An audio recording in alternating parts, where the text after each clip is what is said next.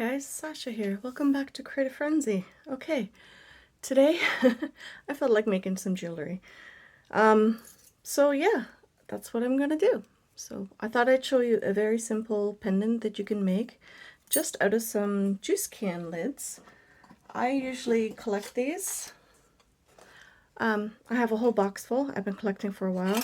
So these are the lids from the cinnamon rolls, the Pillsbury cinnamon rolls, the one on the icing. And then these are the juice can lids. So these are great for jewelry making. So yeah, I mean, it's metal. All you have to do is clean it up and you're good to go. So that's what I'm making this one out of. This one I'm a little bit further along in. Where's the other piece now? Where did it go? I had the other piece here. Now I've lost it. Oopsie daisy. There it is. It would show up eventually. So I roughly cut it. What is the measurements? So let's see. It's about 2 and a little bit. Very exact measurements, you know, by 1 inch. All right, so it depends on how big you want it. But I made a pendant out of 1 round piece, okay? So all I've done is cut it roughly in a sort of, I don't want straight. I wanted it to be more organic looking, so which is great for this because straight lines and I just really don't get along. So we try to do different things to make it, you know, artistic. So you could obviously do this in a straight line with a jeweler's saw if you really wanted to, but I just chose to use my little snips. I get mine at Michael's. You could also use tin snips, I guess, if you really wanted to, but they have ridges on them, so it could, you know, you'd have to do more sanding. So it all depends on what you have on hand. I've also used in the past like old kitchen shears or something like that, you know, something heavy duty. It's thin enough, you could probably cut it easily-ish, okay? Again, you just texture and yeah, your jewelry block will eventually get its own markings, so by the time you're done doing your own piece, you know, you have your own different markings on them. So I've gotten to the point where I've just done the main part of the pendant. So there's really not much to it. Once you cut off the edges, you know, this is some leftover piece. It's pretty sharp, just be careful. Like any kind of tin that you snip, it gets sharp when you start trimming, right? So if there's sharp edges, usually you can get away with just hammering the edges, no problem. And because it's very thin, you'll have to go back and forth quite a bit. Okay, and then texturize all the different things that you might want to do. There's different hammers for these, obviously. This is the one that came with a Making Memories kit, which is great. But you can get all kinds of hammers at jewelry stores or Michael's or even some auto repair stores, things like that, like Princess Auto here in Canada. I've bought many things from there, like this punch set. So, you know, so you have, that's what I'm using to make the holes in my pendant. This is just a lipstick holder, so, but it's great for punch pieces, punch tools. I don't know how I'm going to get these out. That might be a different story altogether, but we'll worry about that later. So all I've done is just textured it. But you can, you know, use different ones. If you have a meat tenderizer, try that. See how that works. Because it already has the ridges. You know, obviously don't use it for meat afterwards, but, you know, you can try different things. But I like the different textures you get with these hammers, so that's kind of cool. Anyway, And different hammers will do different things. This is not a very heavy duty hammer, so it's perfect for smaller projects like this. For punching out the holes, I use my good big hammer, okay? Because otherwise it'll take forever. I don't want to ruin my little one, so that's what I'm doing. So, yeah, just obviously make sure your edges are nice and smooth. Let's see, I usually sand mine on one of these sponge sanding blocks because I like the scratches on the surface. This one's well used. So this way you clean it, you get rid of any burrs and things like that. And then you get these lovely little scratch marks depending on how much pressure put on it. So I usually do it over a container because it gets messy. And then just take your polishing rag and clean it off. And then you are good to add anything you want to it. Okay? Alright, so let's see. Can you see that? Okay, good. We'll need some jump rings. So I usually have a bunch of them on the go. You can do mixed metals if you really want to. It all depends on what you have on hand. We don't always have everything on hand, especially during quarantine. So, you know, make do with what you have. Maybe you have some copper wire that you can turn into jump rings, obviously. So, let's see.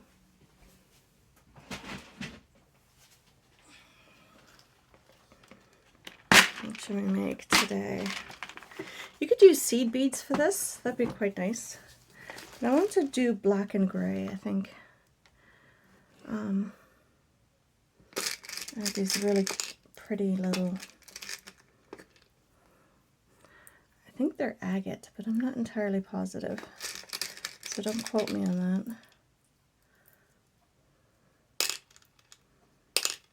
So we need 3 of those.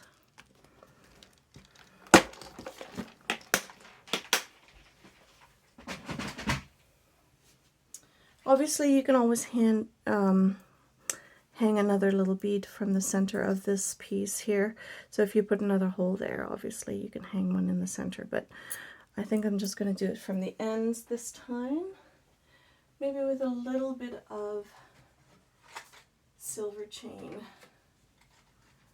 What kind? I'm not sure. Let's see, is this all silver? No, that's gold. Okay.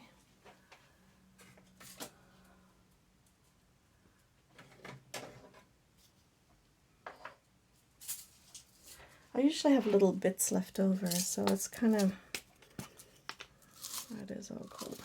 You could, again, you know, mix your metals, that's fine. Oh my goodness. I don't have any silver chain left. Maybe that's the problem. It is entirely possible. All I have is this giant piece here. Okay, let's see.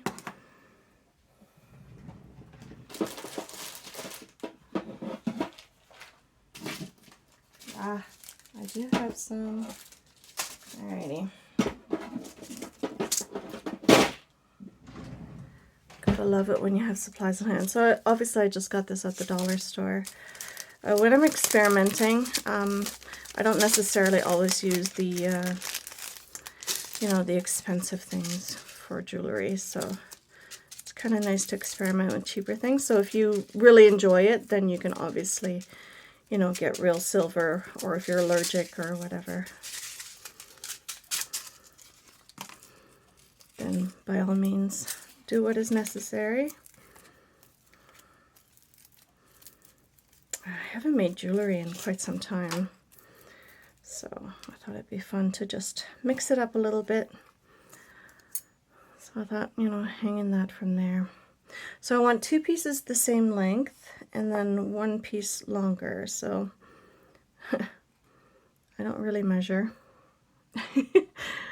I don't know who does. But, you know, let's see, I need a bit of wire. Usually what I do is I sort of pseudo measure. I'll hang it off the wire.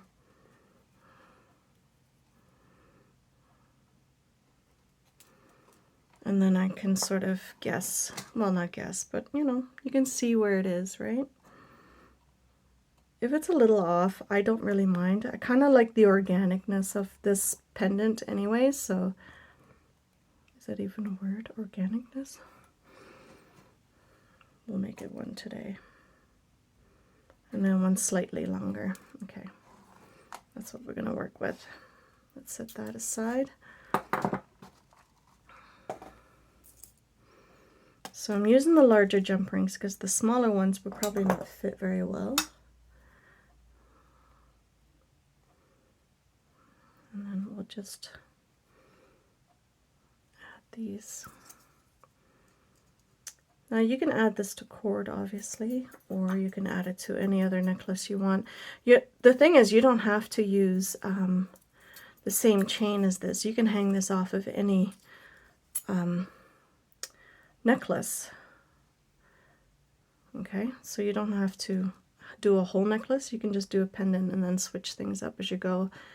That's kind of what I like about making my own jewelry, so I don't have 10 million. I mean, I do have a lot of necklaces hanging up in my beauty room, but you know, it's like you don't have to. I can't see. So the reason why I'm hanging something off the ends of this is because this is very lightweight metal and I want a little bit of weight to it. So, which is kind of, you know, which gives it a little bit more heft. So when you're wearing it, it's not gonna feel like you're not wearing anything. So a little bit is okay. Oops, that just shot all over. So you have to keep in mind when you buy chain that you can actually adjust. You know, big enough to put a jump ring in, things like that. There's a lot of jewelry out there that is like a box chain, which you cannot fix. And it's very difficult to do anything with, so it's kind of annoying. So if you buy a chain that is adjustable and, you know, is big enough for you to put your own jump rings in, that'd be perfect for different jewelry applications. Let's see, I'm just having some 20 gauge, that's the one. We're just going to make some little end piece here. This is all I do. I just fold it over as best as I can. Wire is a little tricky, and then I just flatten it with my pliers. And that is it. Just snip it and around those. There we go.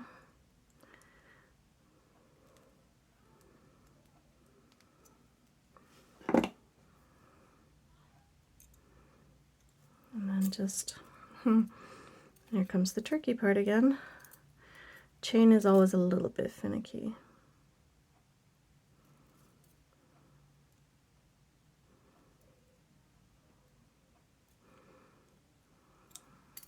There we go, that's one.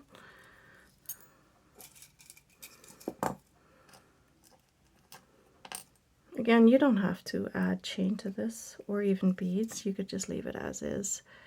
But, you know, it's such a lightweight metal that you really don't have to worry too much about having too heavy a pendant, so.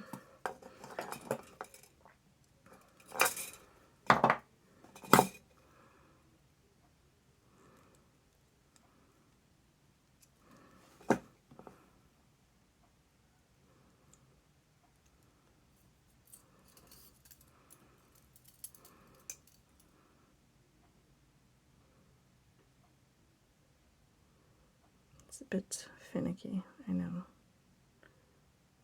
There we go.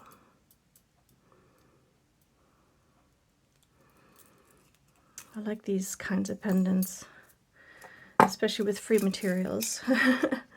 Well, I paid for it with groceries, but you know what I mean. It's like, instead of it going to the landfill, kind of like making jewelry out of it. I'm doing something different. I've made earrings out of this. I've made pendants, quite a few pendants actually. But earrings are a lot of fun to make with this because it's so lightweight and you can go big and it doesn't weigh down your earlobes, which is really, really nice.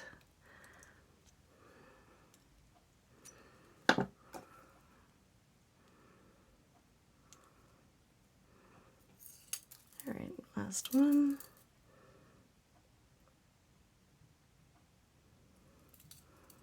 Just close it up. This loop is not the greatest. I'm a little out of practice. But see how that just weighs it down a little bit. Just enough for you to feel it when you're wearing it. Just the jump ring on the top. You could do a split ring, I suppose, if you want to. It's up to you. But if you do a large enough jump ring, you can put just about any chain through it for your necklace, okay?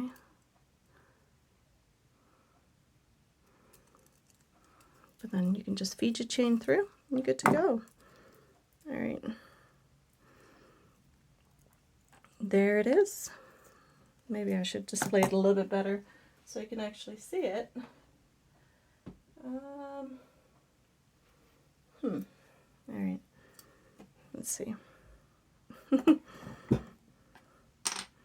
There we go. There.